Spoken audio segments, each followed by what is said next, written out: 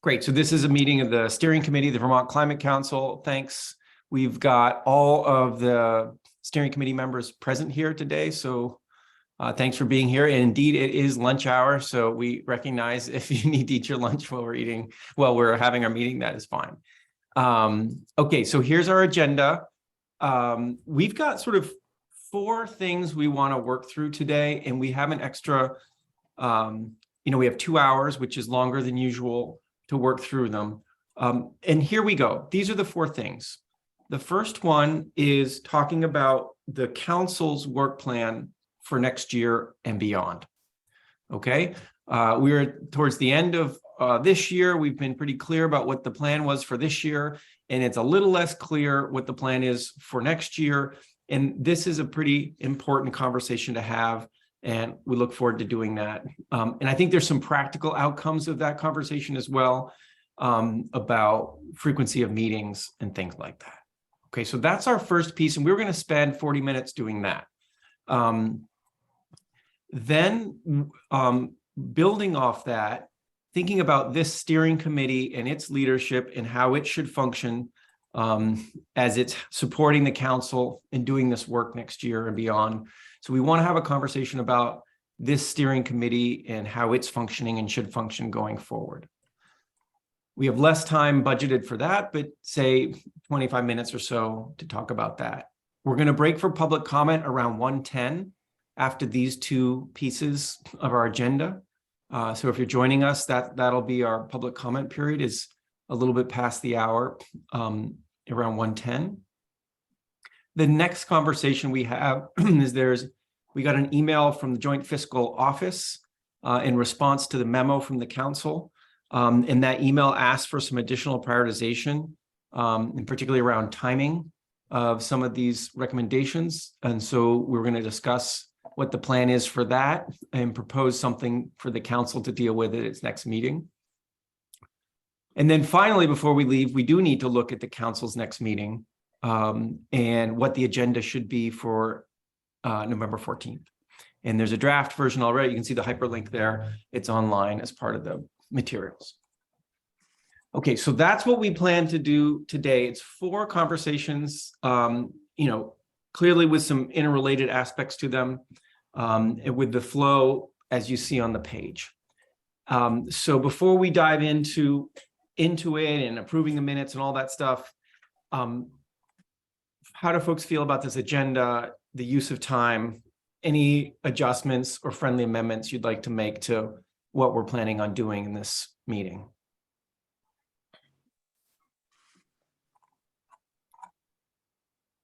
All good?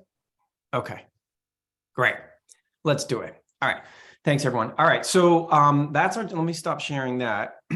Our normal housekeeping that we'd like to start with is approving our minutes from the last steering committee meeting. So any comments, questions, doubts on the minutes from last time? Jared? No? I just saw you come off. Okay, great. Anyone need a little more time to look at those? They're linked into the agenda, so you can link right through. And Jane put them in the chat. Thanks, Jane. Okay. Hearing no concerns or requests for more time, we'll treat those as good. So thanks everyone for approving those.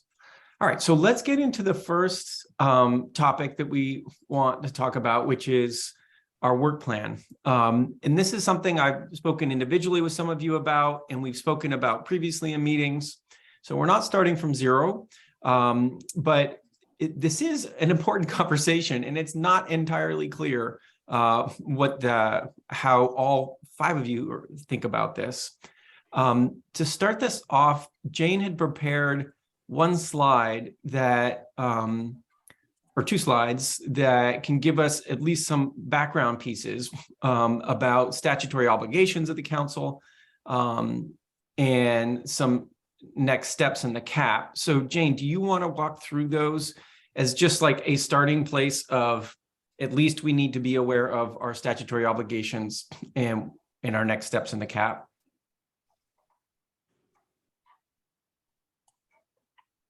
Is it sharing for all of you? Let me see. Yes. Oh, okay. Sorry. I wouldn't be able to know it.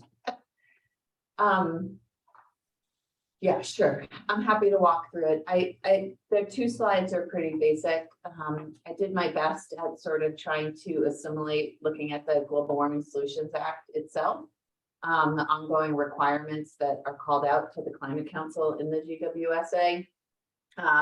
And that's what you'll see here on this first slide, sort of identifying the roles and responsibilities for both the council and then the long-term responsibilities actually of 2 subcommittees specifically that are called out in the, or I shouldn't say long-term for rural resilience, but a specific ongoing work that is actually still happening for that subcommittee that's spoken to in the GWSA. So for everyone's focus and attention, there is an annual legislative report that is due in January. That's something that we've worked collaboratively on together the last 2 years and will do again.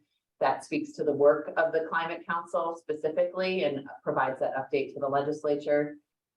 Obviously, the Climate Action Plan itself needs to be updated every 4 years, and that's an ongoing responsibility and thinking about the work that needs to continue to move forward in order to meet that obligation. The next one being due in July of 2026. Jared, your hand's up, but largely probably because we have disagreement perhaps on the date of when the next climate action plan is due. There's 2 things there, not necessarily disagreement. I don't have a position on the question of when it's due, but I do believe that it's not clear in the statute. So I think there's 2 things that and I apologize, I don't have it right in front of me. So if anyone does and can look at the exact language, but my recollection is that the language in the statute is a little bit different than the description you just provided, Jane, in 2 ways. One is it's on or before. So the update has to be within every 4 years, but it can be earlier. That is not precluded by the legislation.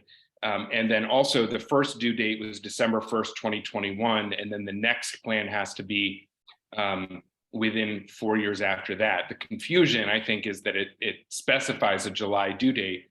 And so it would either be July 2026, which would really be 4.5 years after the first plan, or it would be July 2025, which would be 3.5 years. So I think that there's a little bit of kind of internal, just like the way the language of the bill was drafted, it doesn't make it 100% clear.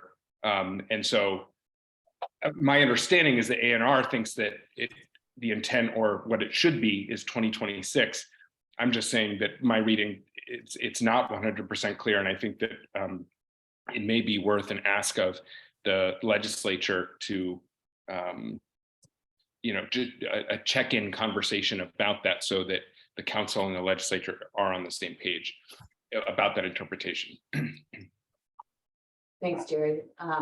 Yep, and I think that the ongoing work that's been going on this year around biomass and transportation just illustrate the components of work that can be ongoing to deliver interim updates to the climate action plan, and of course consider what's needed within the next 4 years. The development of the measuring and assessing progress tool is something that ANR is clearly leading on through the contractual work that we intend to do through our funding. But that is a requirement that's actually spoken to for the Climate Council in the GWSA. Also, there are specific roles that are called out for the Just Transition Subcommittee around ongoing work to ensure that the implementation is equitable and focused on reaching frontline and impacted communities. That work is actually spoken to specifically to the Just Transition Subcommittee and not the council, which is interesting.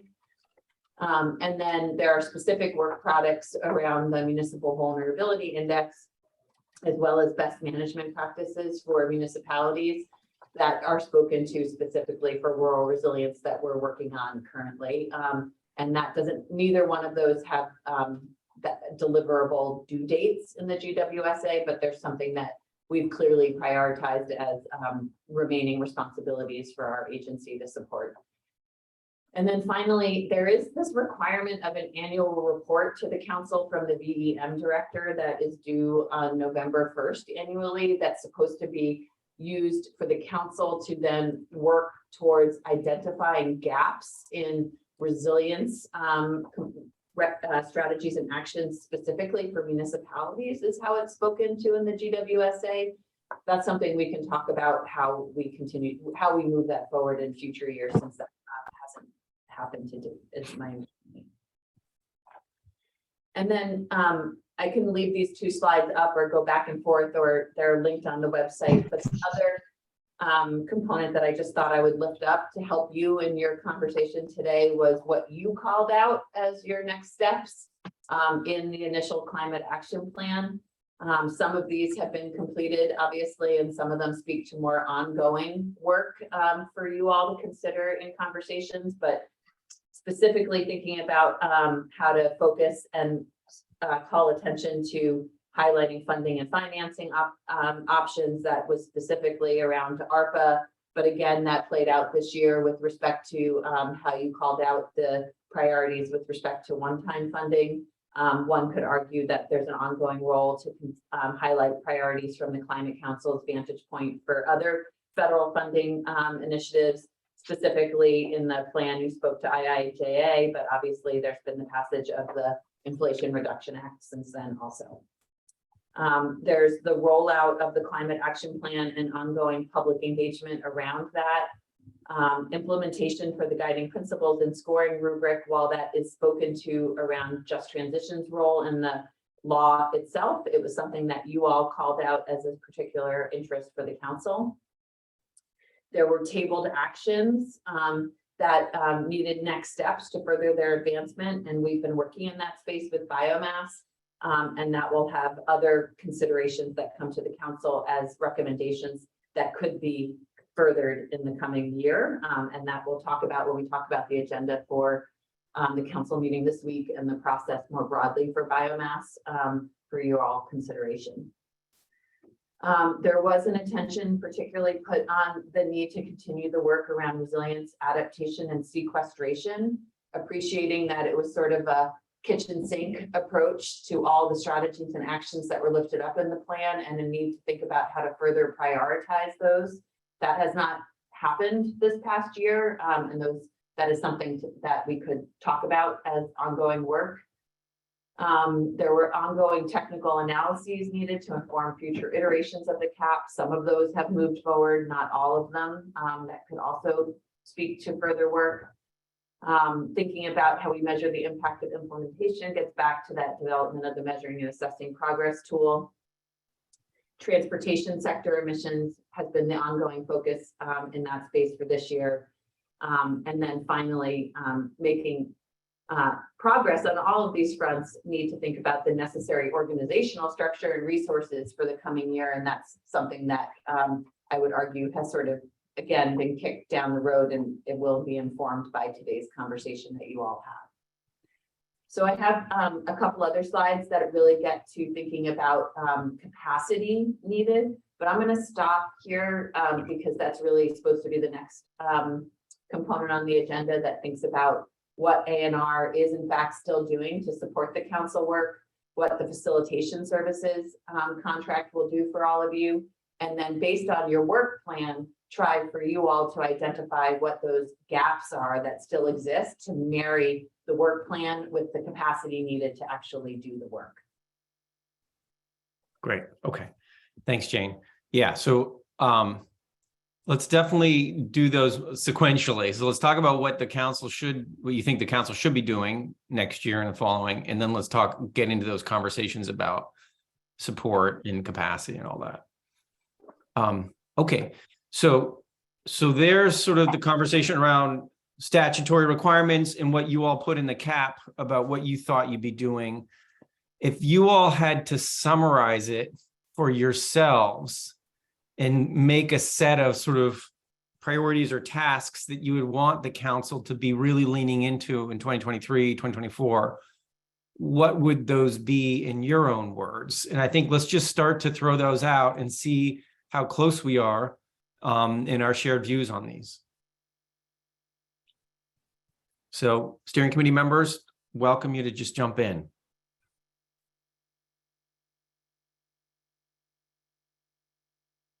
Jared, go ahead. Yeah. So I think that the annual legislative report is going to be really important, due in January. It'll be 1 year since the passage of the plan. And I think that's a really important time for us to note at least a few things. One would be what has moved forward from the plan, kind of reporting on forward progress. I think we also have a role to make sure that we point out the elements of the plan that have not moved forward or have not even been picked up, of which there are many. And then to be clear about the implications of that lack of progress, lack of following the recommendations in terms of what it means for our ability to comply with the law. So that's a long way of saying I do think that the annual legislative report is a really important function, both this year and ongoing, because it's a status check of what has happened or has not happened since the plan was passed and the implications of that. Okay, great. So that's clearly one focus, is making sure that there is some accountability through that report. Okay. Chris, what's on your mind? I agree with a lot of what Jared said also. Personally, I think it'd be good for the council over these next couple of years. This is easy for me to say because I won't be on it, I guess. To really honestly get out. I know we're not through with the pandemic, but we're in another phase of it. Now we've got all kinds of other viruses to contend with. So time to get back out, meet face to face.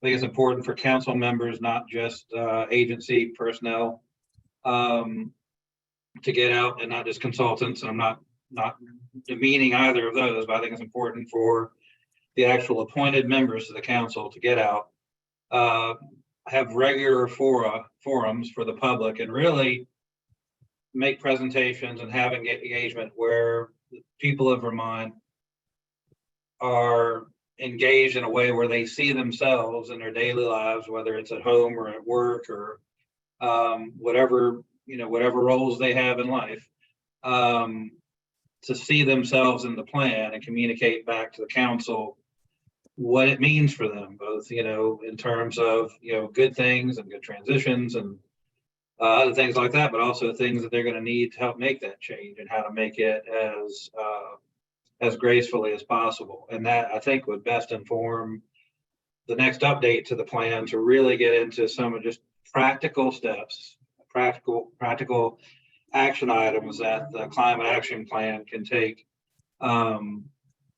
to really make sure it works. I mean, the plan certainly advises on policy, and that's critical, but I think these next iterations are really going to need to focus on, hey, these are things that, in addition to the policy, these are the things that are going to be necessary steps we're going to need to take that statewide, across all Vermonters, we're going to need to be able to empower and enable in order for the climate action plan to actually be implemented. And some of that may be, I know this is a broken record, but we've talked about it a good bit and everybody seems to understand it. Things like, how do we upgrade the amperage service to homes, businesses and others so that they can make the switch to electric. Having more engagement around in communities, what actions they need to take, because a lot of the resilience and adaptation work is at the town level or municipal level, what actions they can take to make their communities more resilient and then adaptive, and also just more fully understanding and grasping, especially like the flooding events and other types of events that are coming, what heat means for their community. So I don't mean to get too far into the weeds. I mean, just get into really practical stuff. So that would be my suggestion.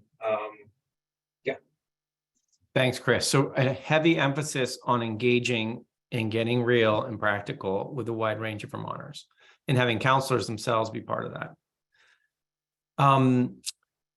Lauren, Liz, Secretary Clauser, Secretary Moore, other thoughts that you have about this?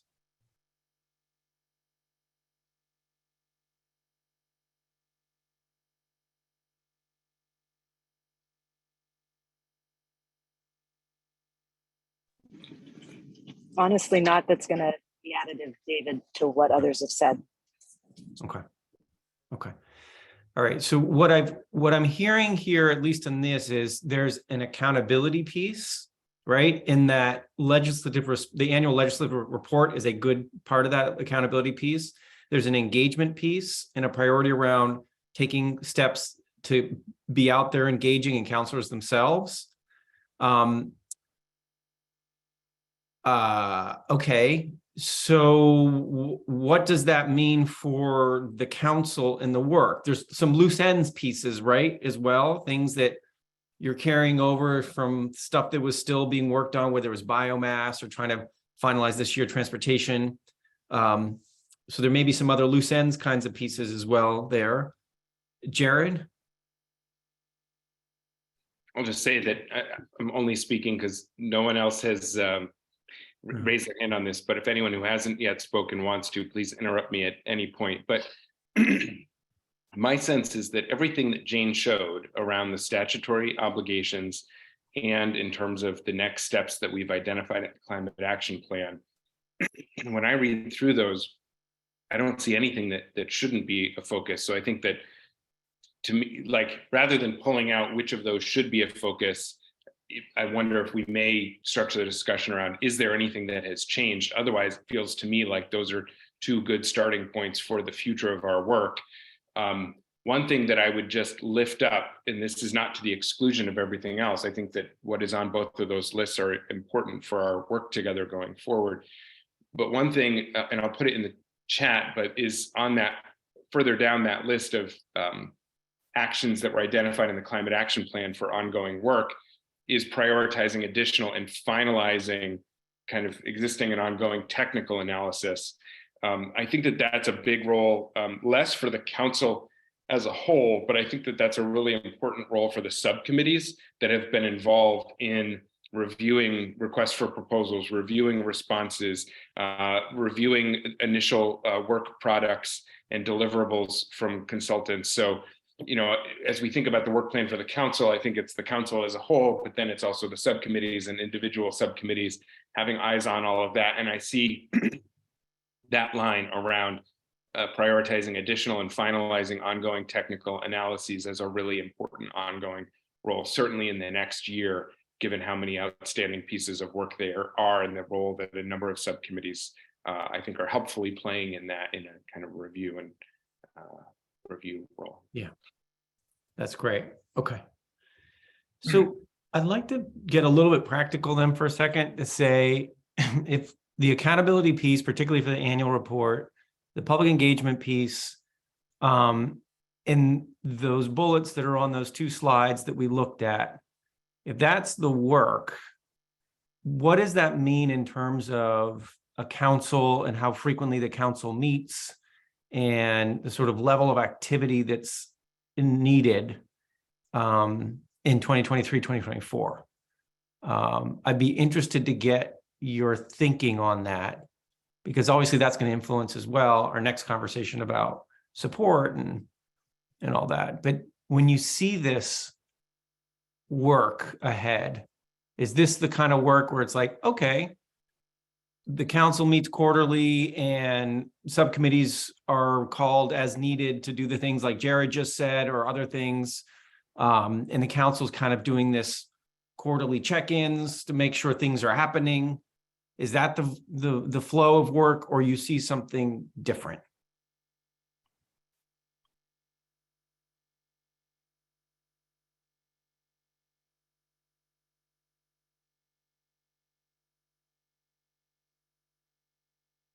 Chris?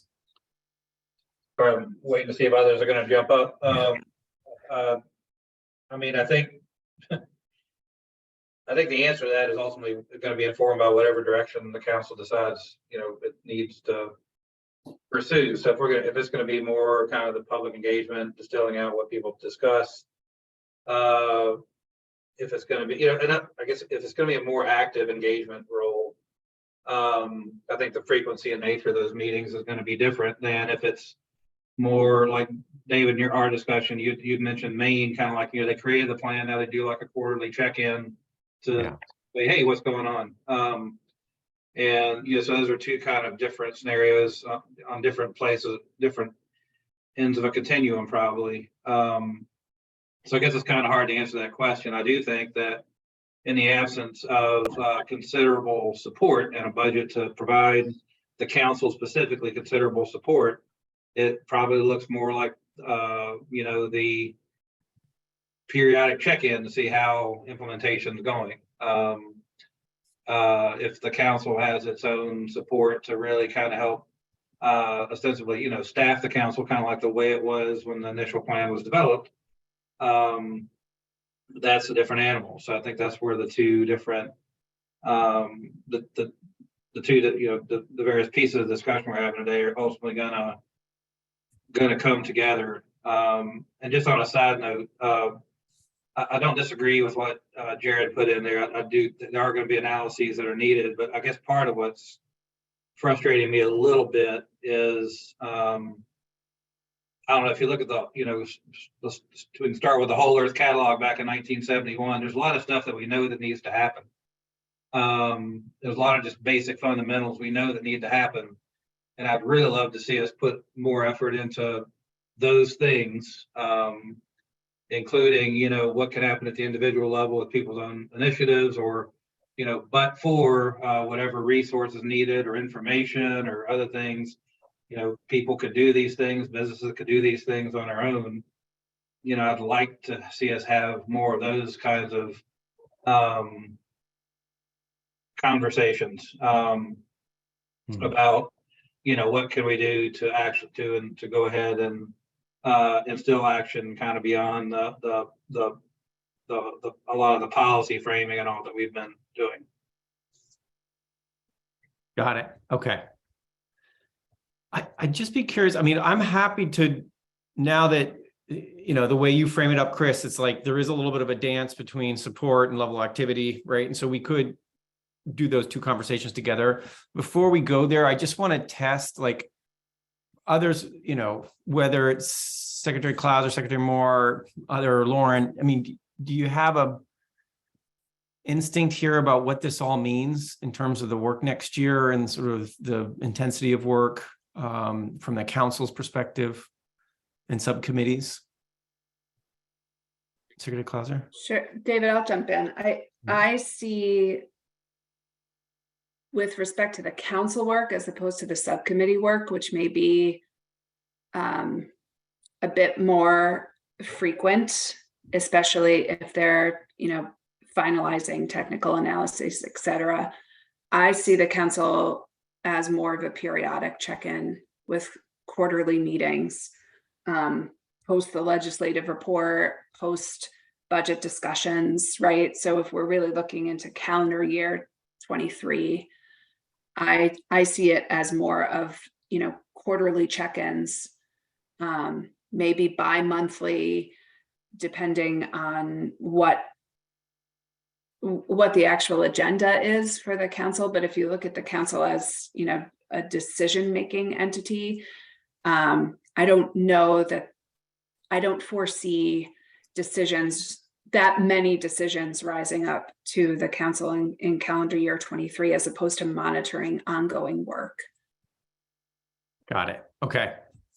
Thanks. All right. Other thoughts on this, Secretary Moore?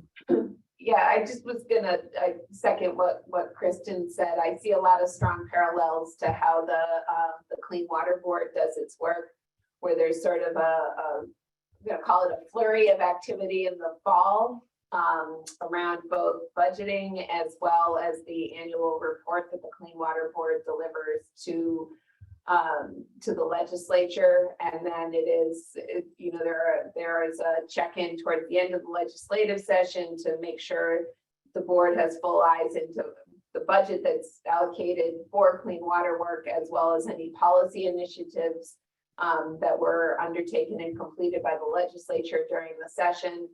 And then usually a midsummer meeting to talk about kind of the bulk of the work, which really does get done in the fall. But that kind of cadence sort of sets ourselves up to be successful and well organized for engaging with the legislature. Okay. Great. Lauren? I'm mostly being quiet because I guess I keep looking back at the agenda and thinking, like, does it make more sense for us to determine what we want to do and then figure out how to staff it, or really understand what our staffing capacity could even be, whether it's agency support, individual council support that they can bring, or just independent work that we would need to do with the legislature for staffing.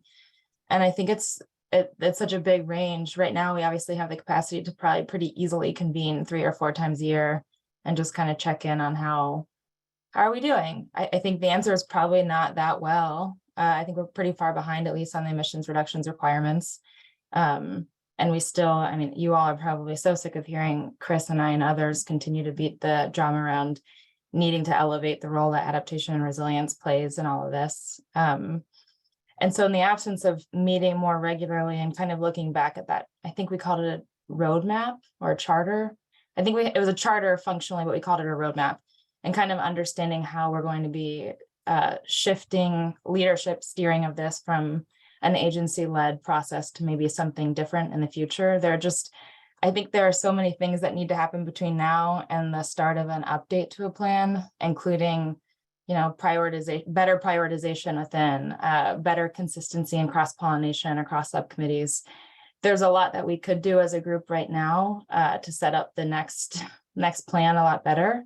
That's the benefit of continuing to meet more regularly, is while we have all of those hard lessons learned fresh, it can inform that.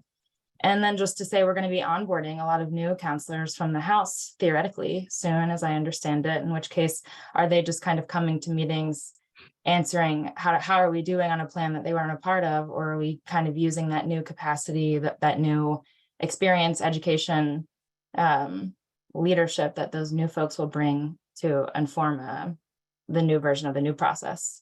So I feel just that's a lot thrown out there. It's just hard for me to answer right now, not knowing what type of staffing support, even internal leadership structure is going to look like. And that feels like the way that my brain works, that's like a big question that needs to be answered first before I can really engage on what we do next.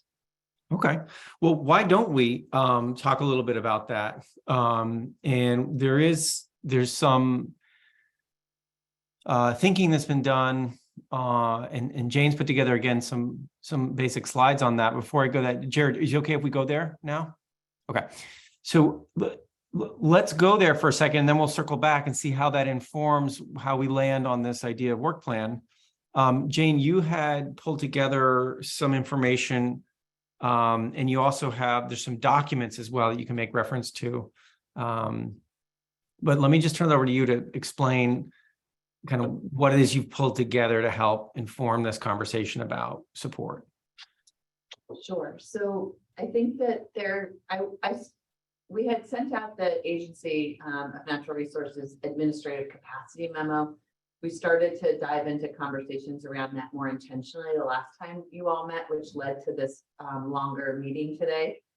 And I thought it would be helpful, Secretary Moore encouraged this, others, to really draw out in more detail sort of some actual capacity that ANR fully intends to continue to provide to the council.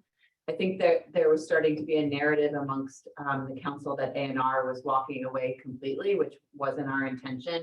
It was just a real shift to really draw out that we as a climate action office are going to be focused on implementation of the climate action plan, and through limited capacity, that means our attention will be focused there, but we will still support the council to the extent that is sort of drawn out through that basic administrative capacity, as well as the additional capacity brought through the base funding Secretary Moore was able to get for our agency to support an ongoing facilitation services contract for the council indefinitely. So I thought we would put forward this just sort of chart that would help guide you all in actually having a discussion around, based on what ANR is doing and what you're getting through the facilitation contract, what is the gap that you all see in the necessary capacity, so that you can marry that gap with the work plan, as well as marry it with the ask that you currently have in the budget recommendation for additional staff capacity to support the council. I also know that this should probably be a presentation and conversation for the broader council at a later date about the Climate Action Office and what work we'll be doing over here in support of the council's work and across state government. And because we had our first meeting of what is the Interagency Advisory Board to the Climate Action Office, kind of looks like the Climate Council, but in state government form last week, we were able to put forward a public-facing document now about the work priorities of the Climate Action Office and the organizational structure of the Climate Action Office that I wanted to share with all of you, knowing that we'll probably want to have more attention focused on it at another time. But I did link that document on the website for today, just so you can start to understand where capacity is being brought to bear from our staff and how that will dovetail and marry with your own priorities. So just functionally, I tried to say this in the memo that we put forward a few weeks ago, but A&R will still do all the basic administrative work that we do, posting agendas, videos, minutes, maintaining a website that has the public facing calendar so people can engage.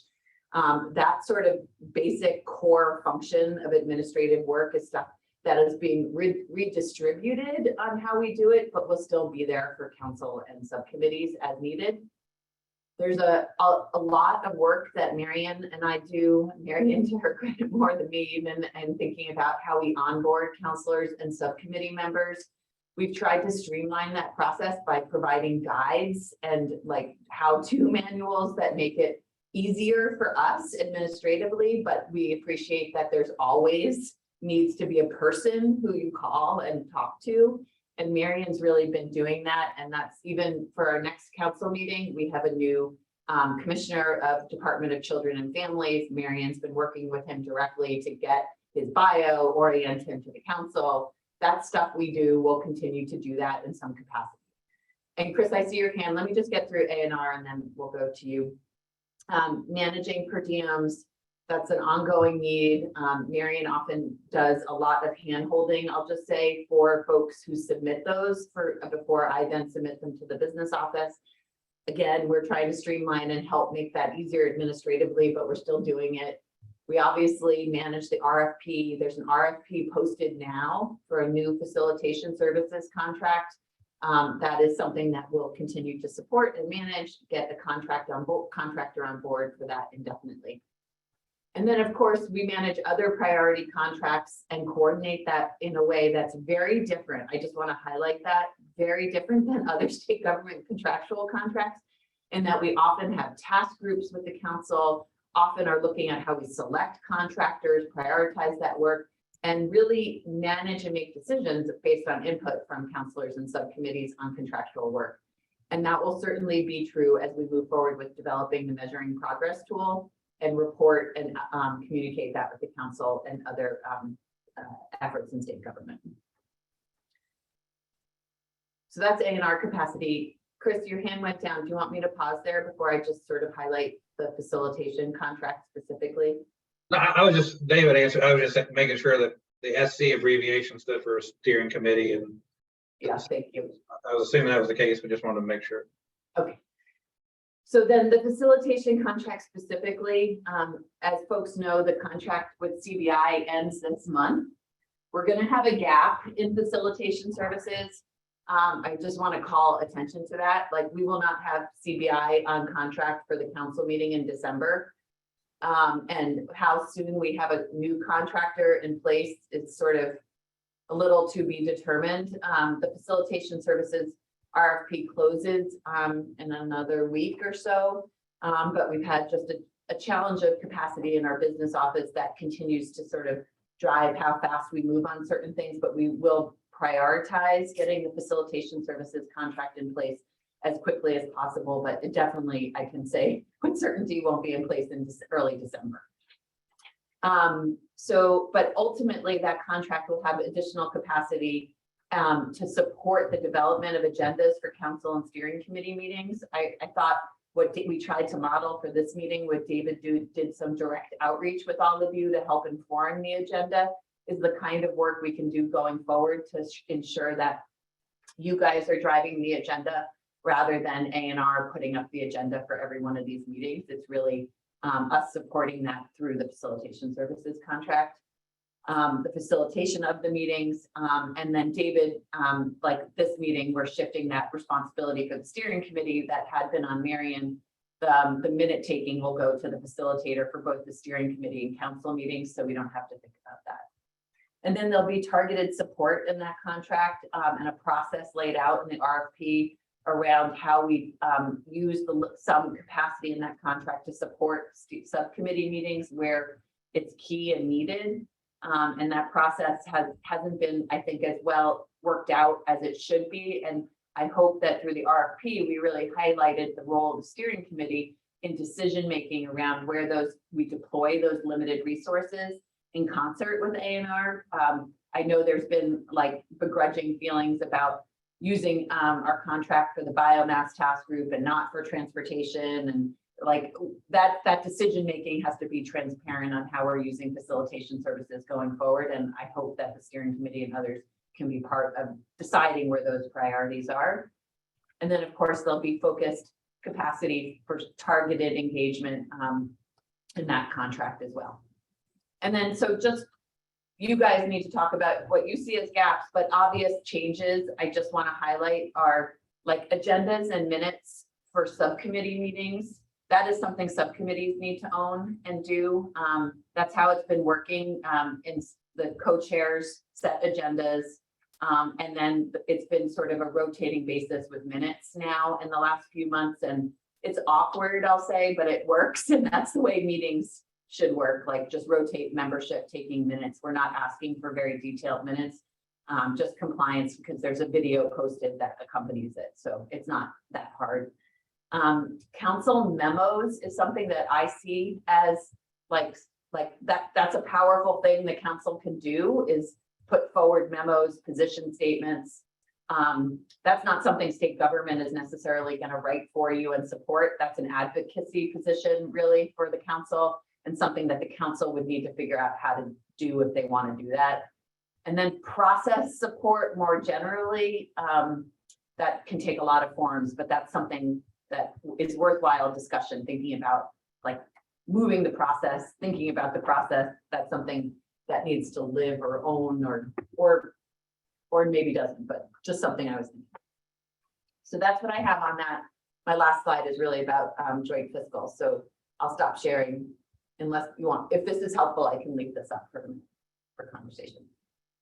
Why don't you leave it up for just a second, Jane, and then we'll drop it down. Okay, so this is an effort to really double click on the support questions and the implications of that memo that got circulated around several weeks ago. Jared?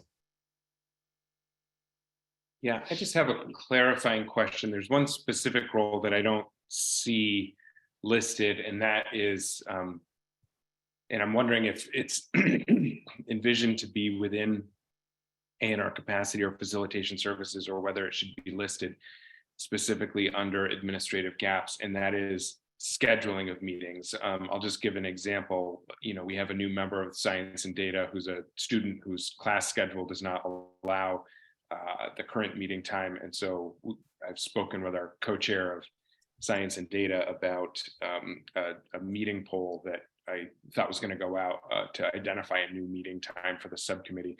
That has historically been a role that A&R staff have played when there's needed scheduling polls to identify a meeting time for the council or for subcommittees. And I think it would just be good to explicitly know whether that's envisioned to continue in A&R capacity or whether that's an administrative gap. I would also just say briefly that I think that process support is very broad and is very important. Some of those other things, yeah, I rather than comment on some of them, I'll just pause in the interest of trying to make sure that we've got a complete table first. Thanks, Jared. Okay. I think that the role and responsibility of scheduling subcommittee meetings falls to co-chairs of subcommittees now. That's not something we have. We don't have any capacity for that even amongst our own staff, but we do that for ourselves. And I think with subcommittee meetings, that will have to be scheduled by subcommittee co-chairs. As far as the council and the steering committee, what I would encourage and what I think David has been trying to get us to is to set the schedule for the year if possible. And we would graciously help with helping manage getting a date.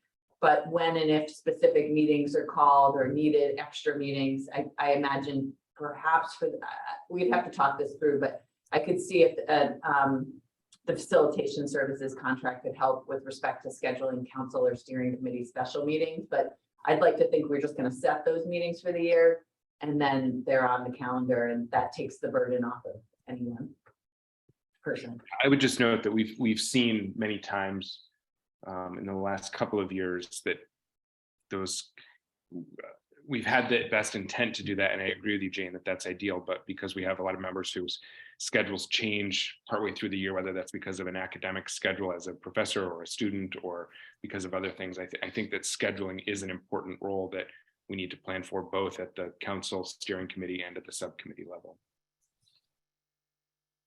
Okay. Okay. All right. It'd be helpful if I am sharing, but not as in presenter mode, and adding comments as you all talk, because I'd be happy to do that in the slide. Sure. Sounds great. Liz? Hi all. I've been quiet because I've been puzzling over just kind of what in my head anyway feels like maybe a fundamental thing that's happening. And I don't know how it advances our specific work. But in reading the Climate Action Office work plan, what I think I'm seeing is the interagency group, which is essentially at least overlapping, if not fully duplicative, of the agency membership of the Climate Council, is working in concert with the Climate Action Office, which itself was created as a part of the priority in the Climate Action Plan voted on by the Council. And it feels to me like what has developed here, and maybe we just need to discuss whether this is true, and if so, deal with it, is almost like a parallel situation where I believe what I'm hearing, based upon the level of support the Climate Action Office is planning to give the council, and the document I'm seeing about the Climate Action Office's work plan, that basically the parallel work of the office and the Interagency Council is moving forward, and the Climate Action Council, the Climate Council itself is, I think, meant to function largely without state agency input and oversight. And I see that there's a lot of work that will be supported, but co-chairs are state agency actors, members are state agency people. I don't know, I'm feeling very funny about this distinction that's come about. And I'm feeling uncertain as a steering committee member in commenting on it, because our charter, looking back at our purpose, is actually pretty limited. And so I'm not sure that the steering council is actually the place to tackle what might be a bigger issue than just kind of what's the work plan for the next 12 months. Sorry, that wasn't super well articulated, but I think I'll stop there. Hopefully you all see what I'm getting at.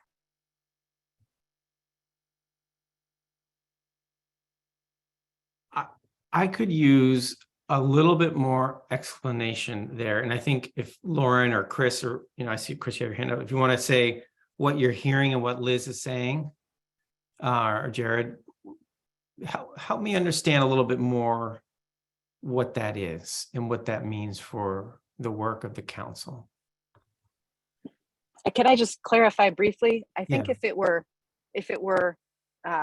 a unity of interests and parallel work efforts and all on the same page, we wouldn't be having a struggle discussing where the gaps are and how to fill them. I think part of the reason we are having that struggle is because there's this, again,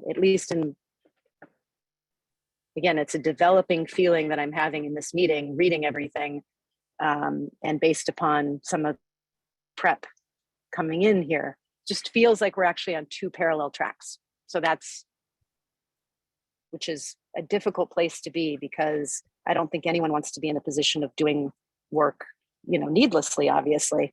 And just one example, the GWSA itself charges the Climate Council with the management and oversight with regard to the measuring of progress and the ability to see that the actions that are being taken are getting us toward our goals.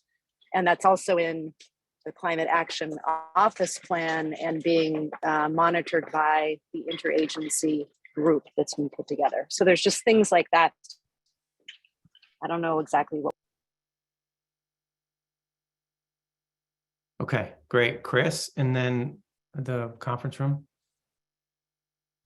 I think Liz has actually characterized everything quite well. And I took our charge today as a steering committee, not to make a decision, but to kick some ideas around as a smaller group, but ultimately it's the council that's going to be needing to take this up and make decisions. But I mean, to my mind, the way things seem to be kind of cleaving off, for lack of a better term, is, it's like there's on one path, there's the administration and agencies, feeling the need to coordinate activity on their end based on stuff that the state's responsible for. That's come out of the climate action plan, but kind of, I think, as what Jane kind of alluded to, it's time for the council to kind of make some decisions for itself about what it wants to be. And, I tend to come at stuff from, I used to be a policy organizer and I guess still am in a lot of ways, but, I think it's time for the council, especially the legislative appointees, to really kind of have a conversation about, given the way things seem to be evolving, what do we want to be? What responsibility do we want to assume? And what do we want to ask of the legislature in order to support that? I'm not trying to create some kind of tension between the administration and the council, but it feels like we've got two different kind of functions evolving here. Ideally, that maybe that wouldn't happen, but I think we're just kind of at a stage almost of kind of organizational evolution, where just some details need to be worked out about the role of the council and the role of the the agency staffed climate office. And it doesn't have to be confrontational. It doesn't have to be at odds with each other, but I do think the council is going to need to figure out within this context that's evolved, what does it want to be? What does it want to do? And that's a conversation it's going to have amongst its, amongst its members. Okay. In the conference room? Yeah, building off of what Chris said, I mean, I think that there is a bit of inherent tension here. There is what is the work of state government, and to my mind, that coordination, intergovernmental coordination, is what that steering committee, or I forget what do we call it, advisory council, is intended to perform. We know that there's work going on in each one of those agencies of state government, but currently we don't really have a mechanism to bring that information together, which is essential, foundational to the measuring and our ability to measure and assess progress. And I think that there's a really important work, and an important function of the climate office is to ensure sort of state government, or the executive branch of state government, is pulling in the same direction. And also that we've committed ourselves to a framework for being able to track the implementation activities as they go onto the ground, so that we are able to add things up and help make an assessment, or provide the information ultimately to the council to make an assessment about whether sufficient progress is being made. And it does become that council sort of having, to my mind, an oversight role to ensure this stuff is taking place and that useful information is being brought forward. But it's really the work of agencies to drive the implementation and direct that work of our staff and staff teams. Okay. Okay. So I'm curious, when you hear what Secretary Moore says, like, does that help provide some clarity, at least where they're coming from? Does it help provide clarity about the conversation that council needs to have? Does the council eventually need to have, okay, yep, what's really needed now is for state government to get its act together, coordinate, implement the work, track the work, and present that information to the council, and the council provides oversight. So that's one vision. Is that what you need to discuss?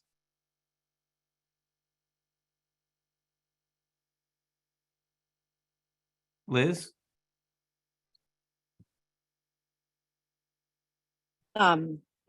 Just picking up on what Secretary Moore said, can you maybe potentially just add to what you were saying? I definitely get the interagency coordination and everything you said with regard to state agencies having responsibility on that.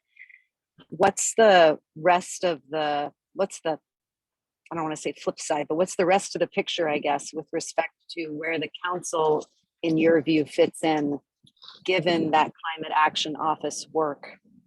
And when I look at the work plan of the climate action office, the council comes up in a couple of spots, but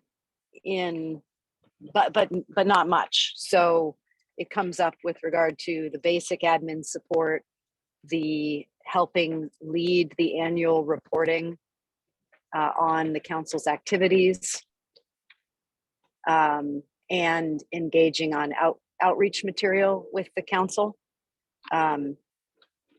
So yeah, I don't know if there's more you can add as a council member yourself and as a member of the steering committee, like how you see this effort coordinating rather than being potentially at odds with each other.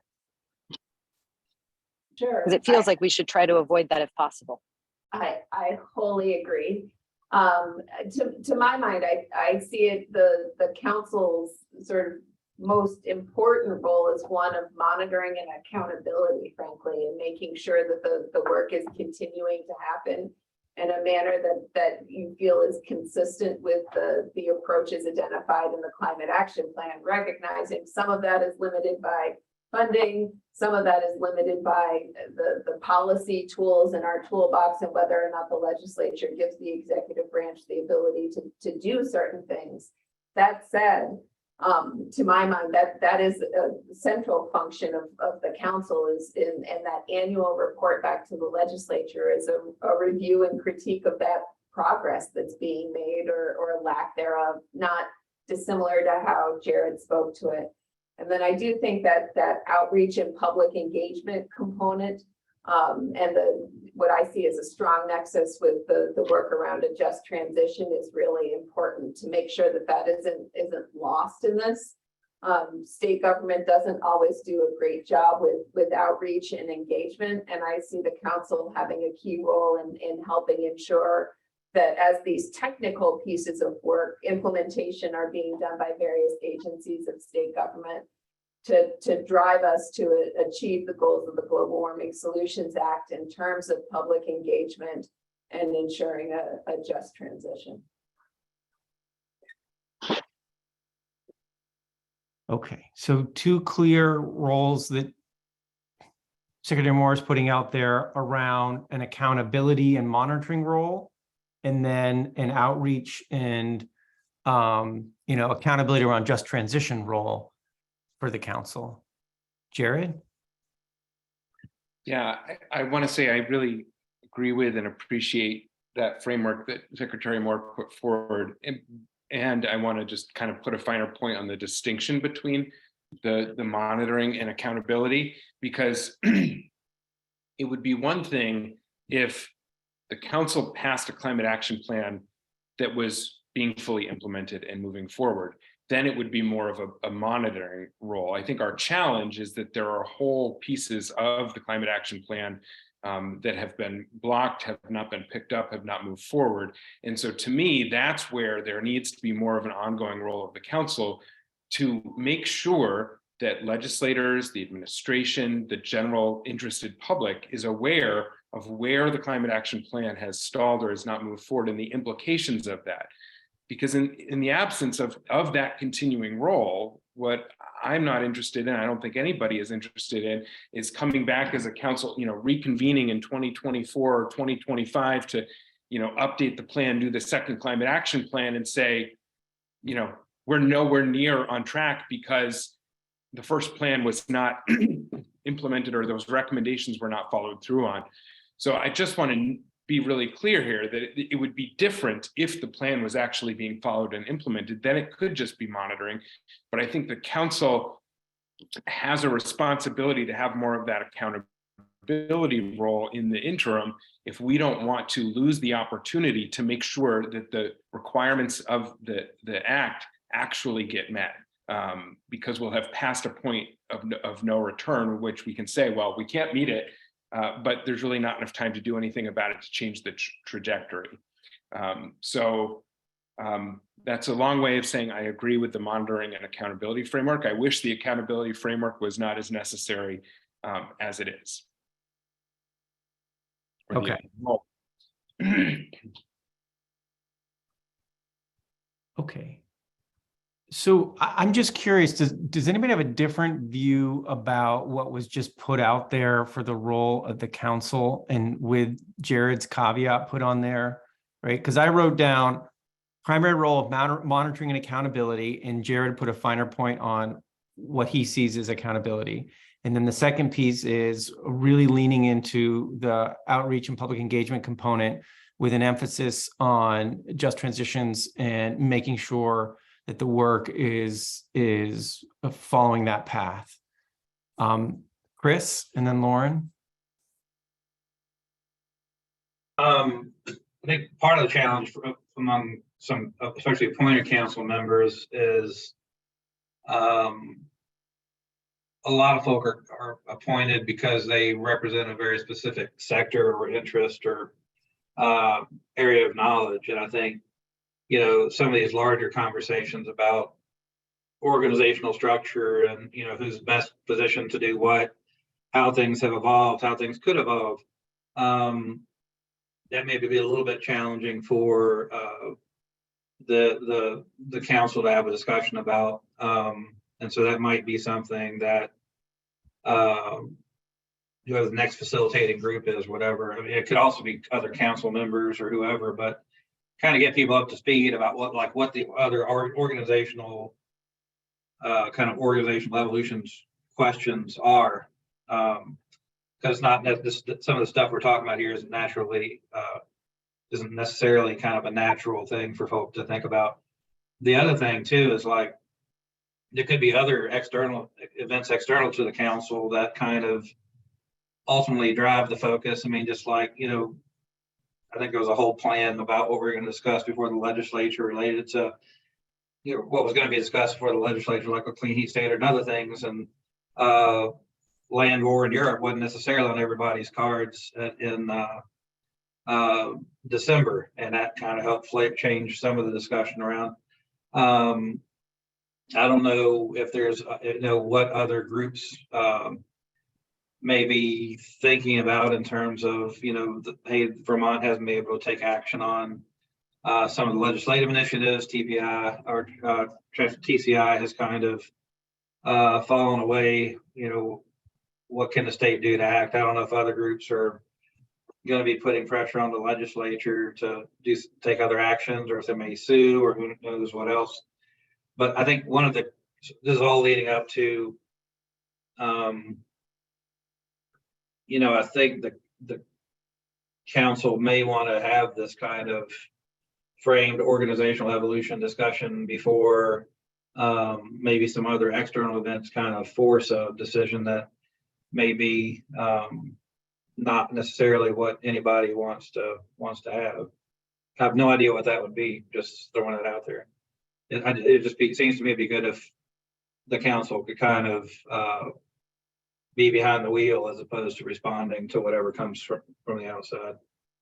Got it. So it's like putting the pressure on the council to have this very conversation we're having soon. Okay. Lauren? Yeah, I would agree with that, Chris, that conversation needs to happen. beyond that, I just want to acknowledge that I think for a long time, it might have been Jane that characterized it, but like this whole planning process was like an all hands on deck effort. And just to acknowledge, at least within the parts of the climate action plan that I'm more familiar with, there are a lot of things that fall well outside of what we can expect of state staff and state staff capacity. It's really great that we have a climate action office who can kind of pick up the ball and run with a lot of those state related existing programs, you know, pushing action where that can happen internally. But there are a lot of things in there, you know, budget pushes, necessary legislation, things that, you know, would employ organizations external to the state to kind of carry forward a lot of the plan. And so to rely wholly on one office within state government to implement that full plan, I think would be really short-sighted, and it would lose the opportunity that we have and momentum behind a lot of different people in the state really being energized by climate action. I also think that, to Chris's point about getting the whole council back together and understanding what our role and capacity is, I personally need to go back to statute and read those, you know, the council shalls to really, before I'm willing to say like, okay, well, we're not going to do that anymore. This group is going to do this, and just kind of make it up as we go. I mean, we have a legislative directive that we need to follow to some extent. And I was remiss to not check that out before joining today, but I know that there are several council shalls that I think we should all be familiar with before we potentially defer any of our work to any one person or entity. Yeah, I guess that's probably it. But the council needs to have this conversation, not just here. And I think that there's still a significant amount of work that needs to be done in support of and in tandem with the Climate Action Office. Okay. Okay. Conference room? I don't know if Jane can bring back up one of the slides in her presentation, but I think she tried to lay out what the shalls are for the council, and it's a shorter list maybe than you might imagine. And I don't know how I say that as not driving the computer, whether or not that's possible. But my comments were very much along the line of some of the concerns Lauren raised, which is sort of the roles and limits of state government and achieving the requirements of the Global Warming Solutions Act. And I'm not sure we've ever had that conversation explicitly as a council. I think it's a really important one. Obviously, my background's in clean water, but that was a conversation, the clean water space, the treasurer led for us, and it was an important articulation and sort of, frankly, management of expectations around what state government was on the hook for and what was going to need to come from partners and other supporting organizations, what our assumptions were about federal funds, all of those pieces. And I think a shared vision in that space could be really valuable in informing the future work of the council. And I think to the point Chris raised, bringing people together to have that very conversation would have an enormous value right now. Okay. So we're at the time when we said we would take some public comment. So I think, why don't we take some public comment? And then after that public comment, let's circle back and see where our notes are in this space, and see if we've set ourselves up to put this conversation in front of the council. And we've done our job as a steering committee to get it prepped up correctly. But why don't we take some public comment first, and then I'll circle back to some notes that I've been taking, and Cam's been taking notes as well. But I'd rather do that and then come back and finalize where we stand. So I'd be interested if anybody who's been listening into our conversation today would like to make a comment about these issues in particular. You're welcome to make comments about something else, but it would be particularly helpful if you have comments around what the steering committee is wrestling with right now in terms of ongoing role of the council and work plan for the council, support, all that good stuff. So if anybody's listening in would like to make a comment, raise your hand or just unmute yourself. We're just a handful of folks today too. So let me just make a space for you to do that right now. Cheryl Joy, go ahead. Hi. Yeah, I guess I just have a question, actually. The cap needs to be updated every 4 years, but it doesn't feel, I think seemed that we're missing some pieces that were ongoing and going to be added or amended or something like that. And I'm wondering if that is, in addition to the every 4-year update, because it's not really actually finished as far as what I understand. Thanks, Joy. That's a great question. And before someone answers it, let's see if there's other comments, and then let's circle back to that question as they're finishing up their work. Anything else from folks? Steve Crawley? Hi, thanks. I guess first I just want to appreciate the discussion you're having. It's I really it's very thoughtful discussion and tough challenges. You really are at a point where things shift in a way. Just one thing that strikes me when you talk about sort of bifurcating your roles, which it's always been the case, but maybe more so now. It almost strikes me as sort of a left brain, right brain kind of a split, and you really have these two different operations going on.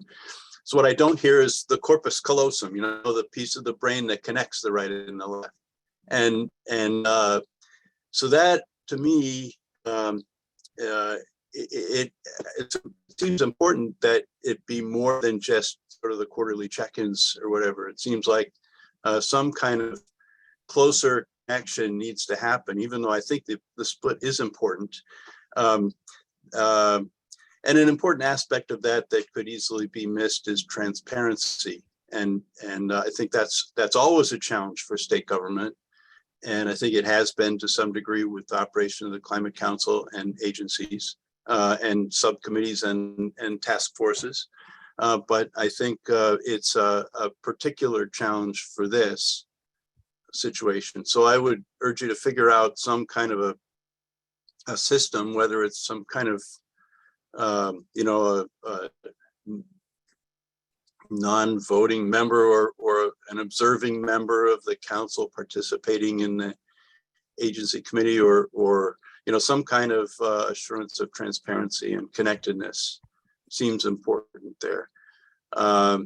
I had some other comments about climate goals, which I think I'll save for another time, but I just want to again appreciate all the work and the great thought that's gone into this today. Thanks. Thanks, Steve. Appreciate that. Okay, great. Annette, go ahead. Well, this is Annette Smith with Vermonters for a Clean Environment. Steve's mention of transition just got me wondering what is going on with the House appointees whose seats are up in 2 years, which I thought was October. And will there be any changes to the council members going forward? Great. Yep. Thanks, Annette. Okay. Any other comments?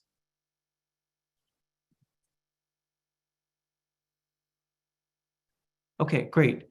I'm not seeing additional comments. Before I show you my notes of sort of where we're at and what this means for putting something in front of the full council, there were some specific questions in those public comments. I don't know if anybody wants to tackle them as steering committee members and or Jane, this question about the pieces of the cap that needed additional work.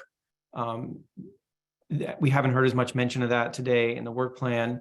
And the specific question at the end there about the House appointees and what the process is and whether expect changes.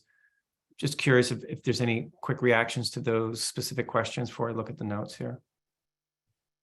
Yeah, well, I can just comment on the substantive areas of addendums, which are being considered by the council at their November and December meetings. So those, both biomass and transportation will come up, and transportation, not that it doesn't point and signal to additional work, but biomass specifically will have recommendations for the council to consider for how it plans for additional work if they choose that to be a priority in the next year. But transportation is more I don't want to say definitive because it calls for action over the next year, but it's more of a signal, and biomass will actually need to have some thoughtful conversation about how the council works on that or not.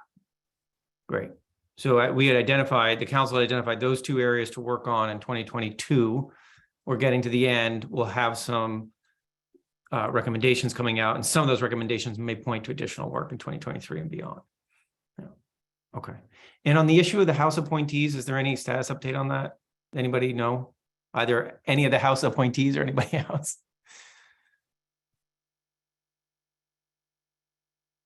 Anybody know? What was the question again, David? What's I the would note status there's of the a- House appointees and the change, any changes that are going to happen there? Yeah, David, just noting that there's an election tomorrow, and the last we had understood, the legislature, the House in particular, would take it up thereafter. But Got it. I don't have any other update. I don't know if anyone else does. But as far as changes are concerned, sorry, I mean to jump in, at least a few of us, I don't know how many, maybe Jane knows are not, have been asked not to be re-upped, so. Okay. I haven't had any communication with the speaker's staff on this except to know that the deadline was coming, and I thought it was October, so I'm surprised that is after the election, but I do understand that a number of those House seats are being vacated as members asked to step off, so. Okay. So let's just take stock of where we are on the broader conversation, right? We started the conversation about work plan, which got us into a conversation about level of support, which got us into a more fundamental conversation about the role of the council in this interaction between the implementation of climate action from the state climate office and across the state, and that interaction with the council, right? So we kind of went through these three processes of work plan, support, and then broader conversation about role of the council. I have some notes. They're not particularly clean right now, honestly, but I will show you what I have. And I think it sounds like what you want to do is frame up a good conversation in the council about this. So let me just highlight some of my notes. And it's, honestly, you're looking at some seriously raw notes right now. And so when we got into this more philosophical question about the inherent tension, and this text I'm highlighting now is when Liz asked Julie to sort of lay out a little as clearly as Secretary Moore as clearly as possible, sort of how you see this going forward. And this is what was said here. I'll make it a little bigger. And we talked a little bit about this role of monitoring accountability, and Jared added a little bit more flavor on the importance of accountability from his perspective. I saw some nodding of heads on that. And then this other key piece around outreach and public engagement, strong nexus around just transition. And then there is a question about the limits of state government in implementing all the climate action. And it would be helpful to start talking now about what that means for the role of the council, the role of the state, and others. And that should be a conversation that happens soon. And so this was the sort of what I heard from a more philosophical, like big picture conversation, like let's try to land this conversation in the council and have it, right? In terms of the specifics around support, there were some reactions to what was presented. One is around some support of scheduling meetings, that actually can be a significant burden, and so think about that. And we talked a little bit about that. And that this issue of process support, it's broad, important, and depending on how you land down here, has some implications. And then where we started the conversation up here, and apologies for the scrolling, were some similar echoes, right? About work plan. It's, first of all, we said, hey, there's a question mark about, are we really talking about July 2026 or July 2025? And obviously there's nothing that stops the Climate Council from acting sooner than every 4 years. But then when we talked about 2023, 2024, this role of accountability, again, engagement, all the bullets on Jane's 2 slides there, which were the statutory pieces, plus what you had said in your cap. And this comment of, we really could set ourselves up to be a successful rewriting of the plan in the coming years. And so what are those steps? Let's think about those now.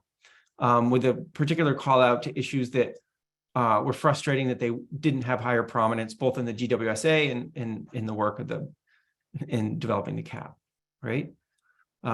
There was not super clarity on this, right? Is it a periodic check-in? Is it something more frequent, right? You didn't resolve that. So these are a set of notes that I have about your conversation to date. And I'm just curious, do you think that with these notes, we could set up a conversation for the full council? Are there other things that need to be said for us to get this conversation set up in the council so that the council could actually start to make some decisions around this?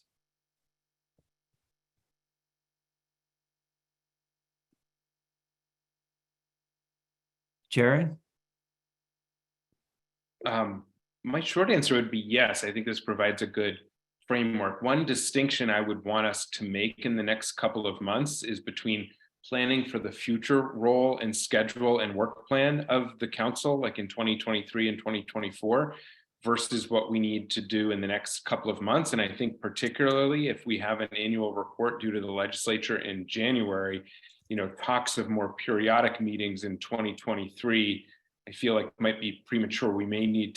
I think we're going to need to meet at least in November and December, perhaps schedule an additional meeting so that we can have clarity and agreement on the framework and the substance that goes into that annual report to the legislature by January. And I think that's going to take, I want to make sure that we have enough time, as Jane said earlier, to talk about the agenda for the next council meeting and planning getting through some of these more specific action items that I think we all agree on in the short term, even as we do longer term planning.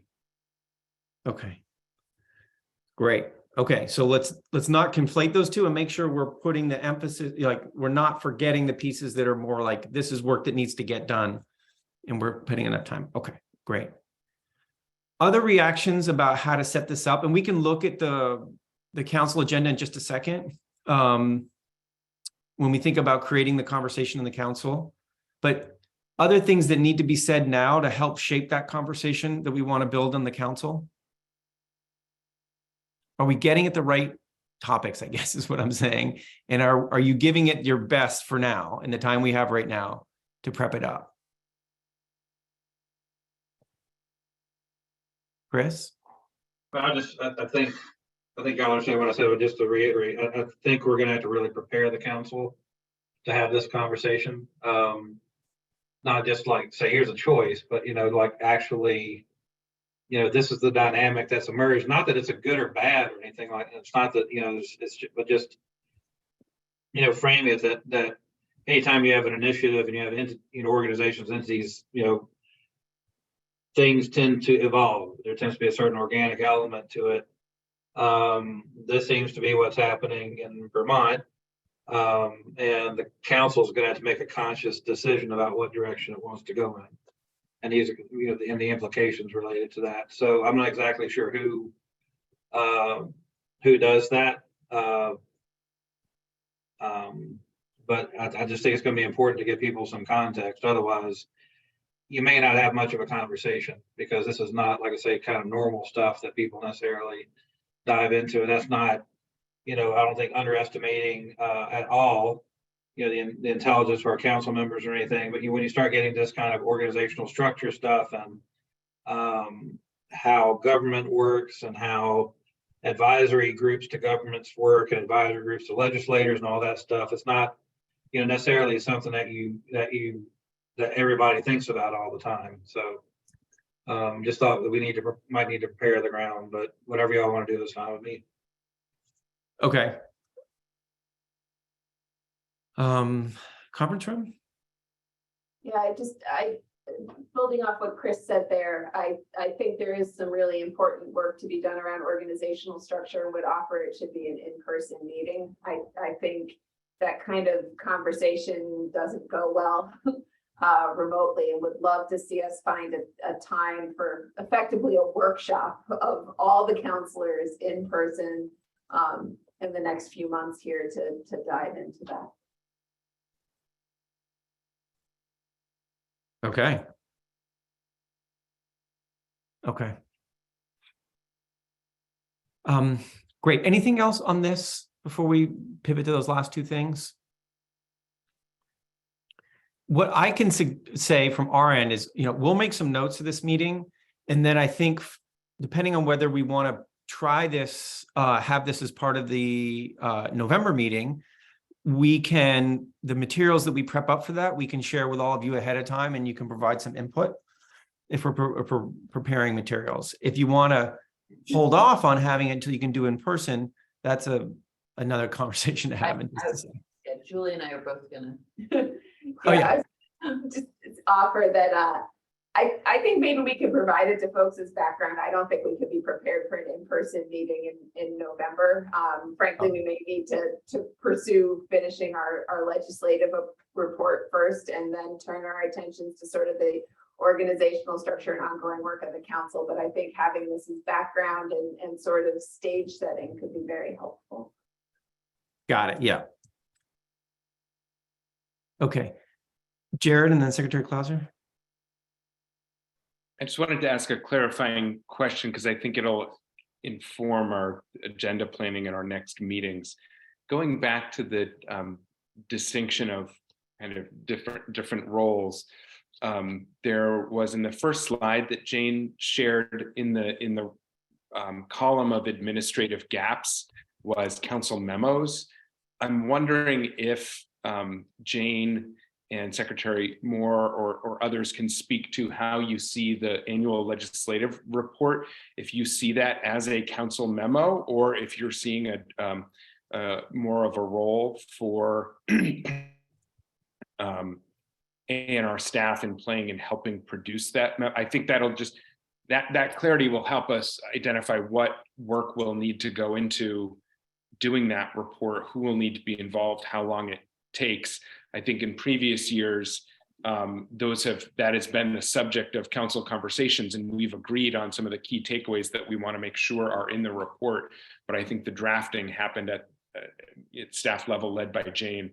So I just want to be clear about, is the annual report to the legislature in a different category, or do you see that as a council memo that was in that administrative gap category? I think a little bit of it depends on the scope, to the extent that it's retrospective and is really reporting out on the accomplishments of the council over the last year, which has been what I believe the first two reports were. That's certainly something that staff here would prepare a draft of. To the extent it is advocating to the legislature for specific policy positions going forward, obviously that gets a little bit more challenging. But I think we can start with an outline and a framework for a report that catalogs the accomplishments of the council over the last year. If it's okay, just a quick follow-up, I'd suggest that there's a third category that I see as in between those, which isn't just here's what we've accomplished, and it's not advocacy of here's a bill to pass, but it's here's the gap, here's what has not happened, and here are the implications of not doing that. And to me, that's different than policy advocacy or saying you have to pass this bill. It's saying there has been a lack of progress and there are gaps here, and without attention,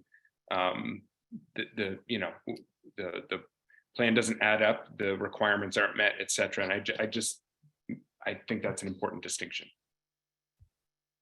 Okay. Thanks, Jared. Liz? Maybe this is a good concrete example of some of the discussion we've been having, because while I hear Secretary Moore's concern and distinction, I would challenge it a little bit. I think there is a difference between having climate office support in fulfilling an annual report required by the council, even if that final report contains, as agreed to by the council as a whole, pieces of material that the agencies themselves or individual members of the council wouldn't necessarily support. Helping the council achieve that draft feels core to the work of the climate office and I think is in your work plan specifically.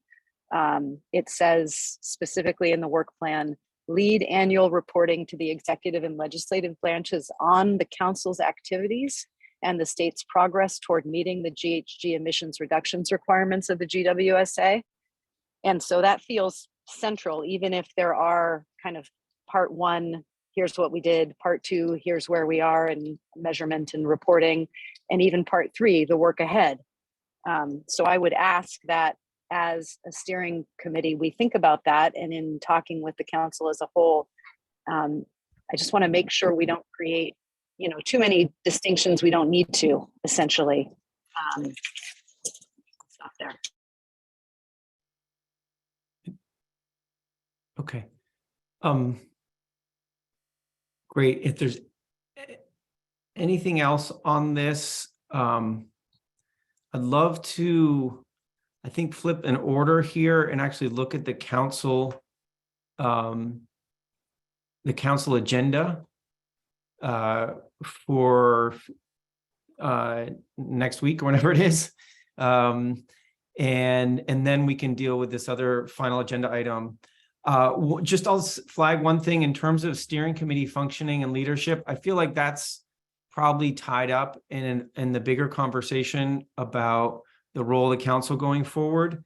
And certainly what Jane put out there is there's a commitment to continue to have facilitation support, agenda planning support, and note-taking support for the steering committee for you all. So if there's anything else that you all wanted to say about functioning and leadership,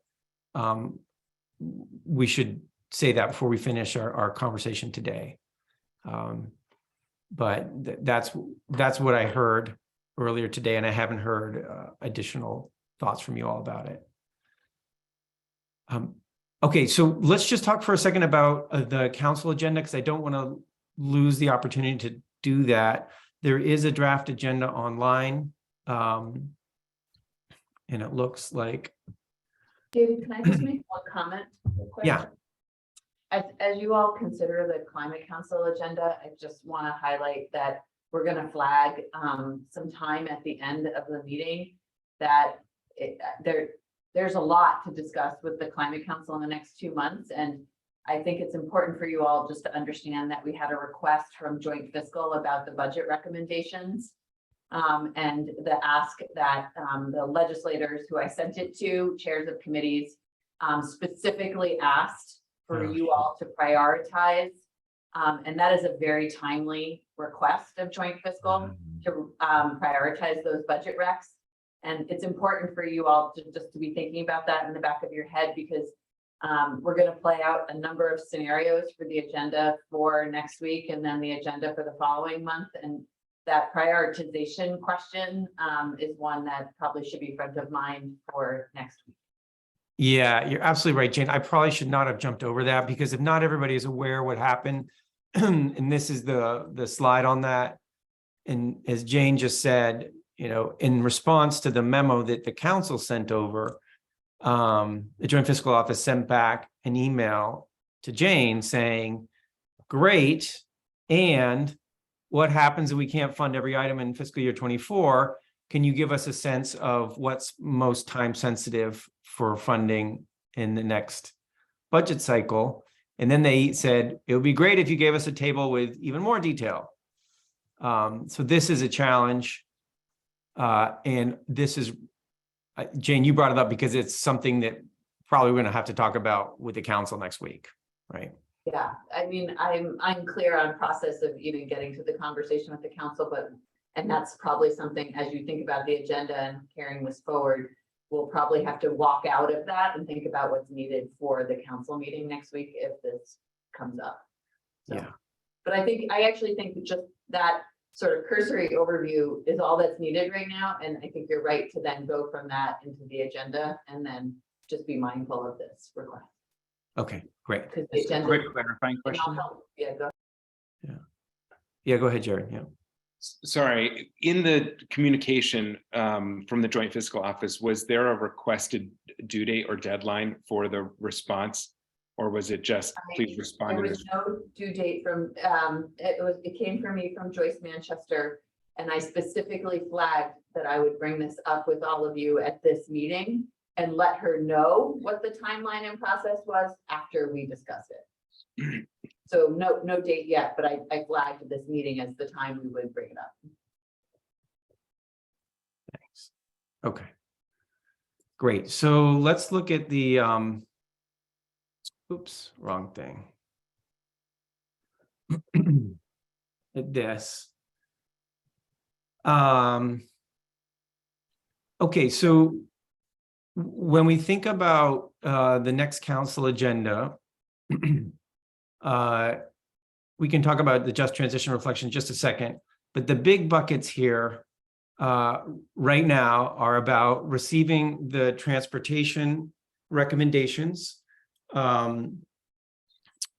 And the council, this is a decision-making conversation for the council about what to do with them, how to adopt them, and how they show up or not in sort of an addendum to the climate action plan. So this is a review of these recommendations and a decision-making moment about what to do with them. And here there's a question mark. That's sort of big conversation number one. And we think that really deserves some time. And so spend an hour and 20 minutes or so working on that. Then the next big block of time is a question mark, because the biomass task group may or may not be ready to present some draft conclusions, and we won't know that really until Wednesday of this week. So it's a little bit unclear whether we'll be able to have a sort of first look at this. And then there's sort of two ors here, or spend some time on the work planning, similar conversation to what we just had, or spend some time on responding to the Joint Fiscal Office and how to deal with that prioritization question. And so we basically don't know what would be best. And we wanted to have this conversation to get your input for this second big block of time, which could be split up into two shorter blocks of time for sure. Which of these conversations seems most sensible now? And let me just quick jump to the conference room first, and then Jared, I'll go to you. Okay, thanks. I just thought I'd offer some further context briefly. First, I just want to say for you all to approve based on this agenda, the Agency of Transportation saw it, and because the bulk of the conversation is around transportation, offered up presenting their transportation equity framework for the just transitions moment. So that Dave Pelliter would come and present on that, and that was something they offered to do, having reviewed the agenda. So hopefully, if you all approve that, I can just confirm that and invite them to speak. Great. The transportation recommendations are obviously the bulk of this decision-making meeting, but want to offer just some clarity around process, also around biomass. We had set a timeline of action on the biomass recommendations for the end of the year as December. In order to sort of parallel track what was happening with transportation, our hope was to bring forward the recommendations to the council for a consolidated set of notes to take back, similar to how transportation worked. But the biomass is moving a little differently, and I invite Liz to follow up or redirect anything that I say here in this space. But this week, we're having a longer subcommittee task group meeting where we'll actually take a little bit of a different approach with the task group, where we're suggesting that rather than reaching consensus on the recommendations, we're going to reach consensus on options on some of the recommendations. And this was from conversation with specific task group members, that consensus is sort of eluding us on a couple key points. And so really the council is the decision point on this. So let's highlight where the choices are on language clearly, and then start to move that through the subcommittees and then ultimately up to the council, so that those final decision-making points around where we want to set the language on the recommendations is really for you all to make, rather than continue to struggle on reaching consensus at a lower level when it has to come up and wrestle with all of you. I think that that document will likely be ready to preview with all of you the following week on Monday, but I also can't quite figure out the benefit of that really yet. I think it would be okay if you passed on it for now and used that time for prioritization or other conversations. Let the subcommittees have a little more time with the language, and then hopefully work to act on it in December. But if more time is needed, we can always look to the new year to consider it. So sorry if that's not Okay, clear, that's but the helpful. biomass task group has been, it's a diverse group in trying to figure out how we bring forward recommendations. We're at a really good place, but there are a few key words that are sort of tripping us up that I think rather than continue to stress about them, it's better to keep them moving forward. Got it. That's really helpful, Jane. Thanks. Okay. Jared? Yeah, I think that my suggested path is very similar to what I think Jane was starting to suggest there. And that is, my sense is if I look at the kind of the near term, I don't think this work planning conversation is urgent or a priority. I think that the kind of longer term structure and the 2023 work plan for the council, I think that can wait until January. I think that the most time sensitive pieces are this response around prioritization with regard to the budget, and are working backwards from annual report due to the legislature and agreeing on process and content there. So I think my suggestion would be for that latter portion of the agenda to prioritize those two conversations around budget prioritization and our process, the annual report to the legislature and our process, and then figure out what we need to do over the next 2 months to accomplish those. Wait on work planning, and if biomass is not ready, I think we could probably wait there, if that sounds good to those who are helping lead that process, which I understand Liz is on that task group, so I'll defer to her here. Thanks, Jared. That's really helpful. Liz? Sorry, taking you off mute. I agree with Jared on the highest priority items being responding on the budget and at least outlining initially how we're going to get the annual report done. On biomass, just looking at the agenda, I would leave space, and hopefully this steering committee could give Jane some discretion as the week continues, just to consider whether there's more like a shorter version that could be added on if there is some progress, so that the council can see that. I think that's possible within this agenda. We have the hour for transportation makes a ton of sense. I understand why we have it set for that long. We do have about a half an hour for both public comment and break. So there might be some opportunity basically to do a bit. I could, because I do feel as a member of the biomass task group, and though I can't speak on behalf of the task group, hopefully my sentiment is shared, just some forward progress to the council on where that work has been would be great, because I know there's been so much work undertaken. So anyway, maybe there's a in-between version here that is more like, less than half of the currently allocated time that could be put in. Nice. Okay, Liz, that makes sense. So it's like an update rather than a formal presentation of the output. Yeah. Okay. So does that sound good for folks? Like, I'm hearing, at least from these two comments, that priorities are about how to respond to the request for prioritization, and actually how to start thinking about the annual report due in January and take advantage of this meeting to prep that up. and to get an update from biomass so the council can feel and see that there's progress. And it's not just, oh my God, we can't say anything yet, right? There's something going on there, and we're just about ready to share. Okay, so we could split the time doing those pieces. Does anybody have concerns about doing it that way? Essentially, we're splitting it into 3 pieces with a quick hit on biomass to give people a flavor of what's coming. Probably a not super long hit on the annual report and preparing for that. And then probably spending most of the biggest bulk of that block of time on whatever we need to do around responding to the request for prioritization. Yeah. Conference room? Good. Everybody's okay with it, probably except me. I will just caution that I don't think there is such a thing as a quick hit on biomass.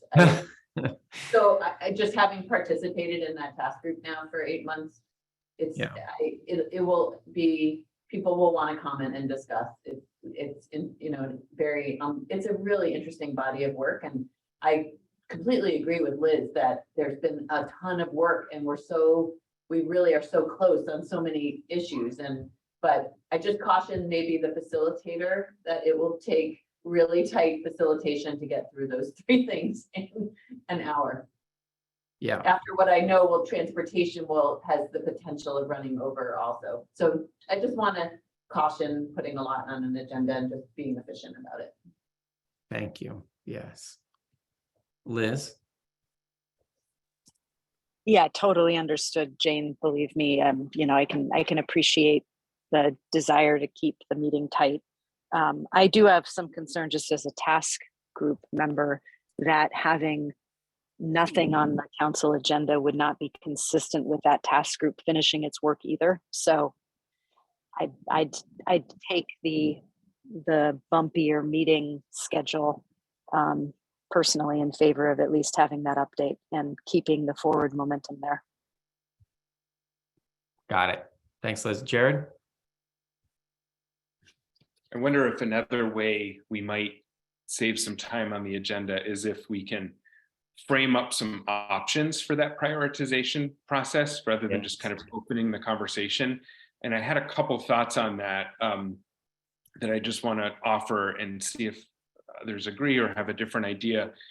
I think one option, this timeline wise may take too long, but I think the option that would be most consistent with the process by which we arrived where we are would be to ask the subcommittees that made those recommendations to basically prioritize the recommendations in the requested framework that was sent back from JFO and bring those back to the council. I can't imagine that could happen, a decision before the December council meeting. I don't know if that timeline would work for what JFO is needing. I think it would be, some additional parameters from the kind of timeline of when a response would still be relevant and useful and actionable would be really helpful to inform our next steps there. The other option could be if we need to move quicker and we don't have time for that process,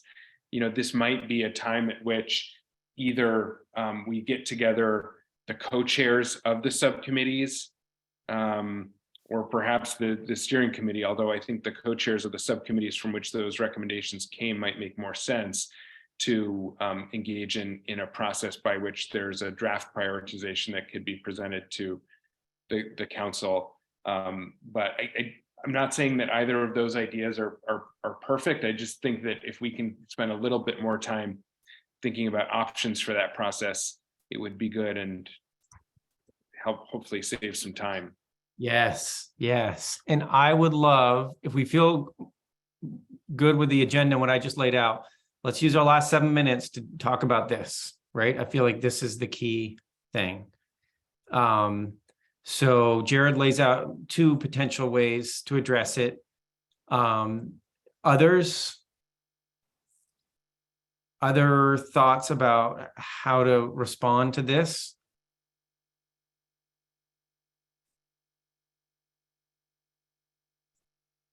I mean, obviously another response is, sorry, we can't, right? Like that's another way, but it's probably unsatisfactory for you and everybody involved. Chris? I was trying to think of how to make a quick run at like a straw person kind of prioritization, but really any amount of time we have to do it, I don't think we can. I think we go to the subcommittees or anybody else to kind of say, in a perfect world, how would you prioritize these? It's going to be messy, but I think we're just going to have to open it up to the council and let it flow. Okay. Because I don't think we can do it in 6 minutes either. No. I don't, yeah, I definitely don't think we could do a prioritization. I just think sort of like the way the work could get done, sort of how Jared was laying out a couple options of like how the work gets done.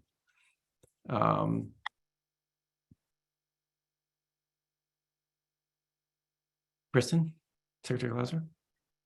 I think opening up all of the prioritization for a complete council discussion would not be an efficient use of council time, and certainly would not, we would need a full day to do that, I think, and not 1/3 of a 1 hour, although I recognize we're only talking about a prioritization process. But to me, the most efficient solution would be Jared's suggestion of, providing the JFO feedback to the subcommittees and requesting that the subcommittees take their individual lists and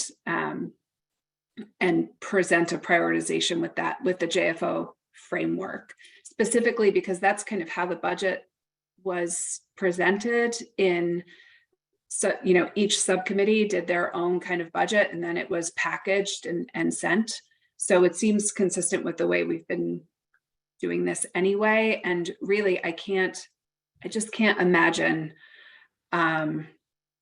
how long of a process it would be if it was opened up to the entire council to prioritize, one subcommittee's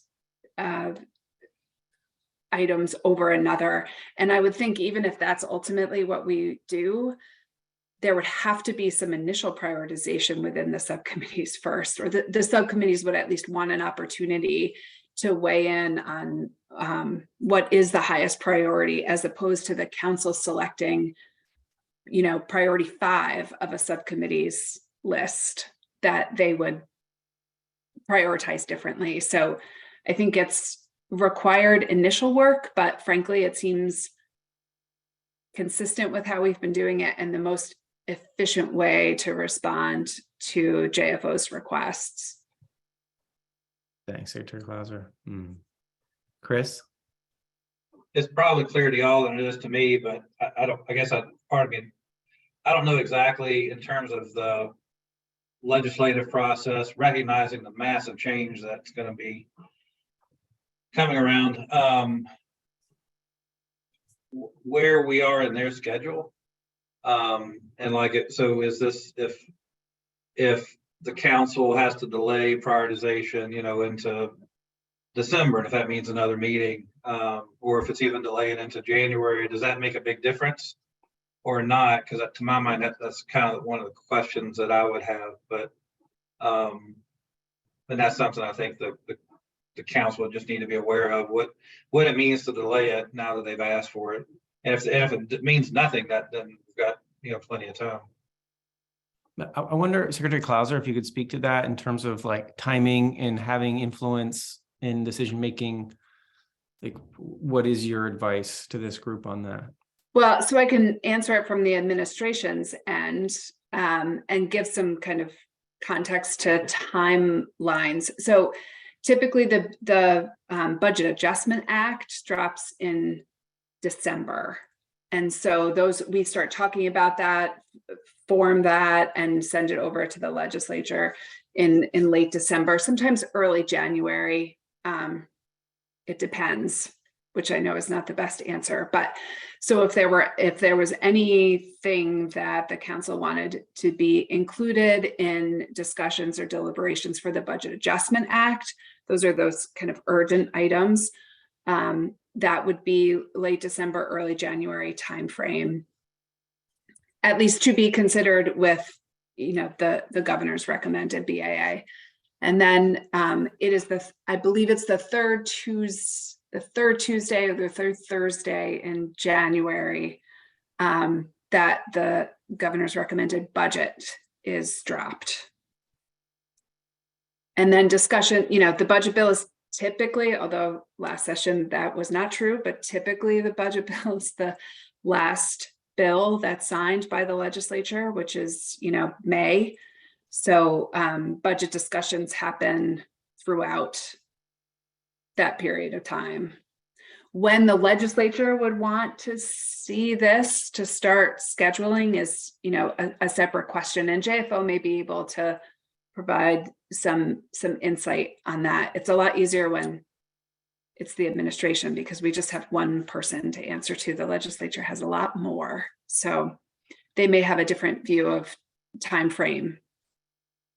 Okay, that's helpful. All right, so we're kind of coming up against our time here. It sounds like what I'm hearing from folks is what needs to be discussed on Monday with the council is a process, and the process of pushing this back to subcommittees and asking subcommittees to do whatever additional prioritization they can. And I think there's a question mark in my mind of the very detailed ask from JFO about making a table, like whether that's time well spent or whether that's busy work for subcommittees. I think, in my own personal opinion, is a question mark, and perhaps Jane might be able to suss out a little bit how important it is to do that very detailed work that's asked by the JFO. Okay. I'm not So sure I have think anything else getting- to offer on that, just so you know. Say that again, Jane, sorry? I don't feel like I have anything else to offer on like how productive of a use of time it would be to meld within their request. Right. Yeah. Yeah. I need to step away for a meeting at 2, but Marion is shifting computers. I think we're done. So I have some good notes on the meeting schedule for the 14th. I've got some notes on this piece about what you all are putting out there as a recommended process to react to the prioritization piece. And Cam and I will clean up notes from the first part of our conversation, what I showed you earlier as the raw material for a future conversation with the council about work plan and roles. But that is not your priority for next week with the council. So is there anything else before we drop off here?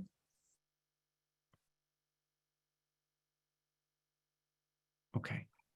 Good meeting, substantive meeting. Yeah, really appreciate people just going for it today. That was wonderful. We will see you on Monday at the council meeting. You'll see updated agenda based on our conversation. Thanks, everybody. Really appreciate it. And have a good week. Thanks, everyone. Bye-bye. Everybody. Take care.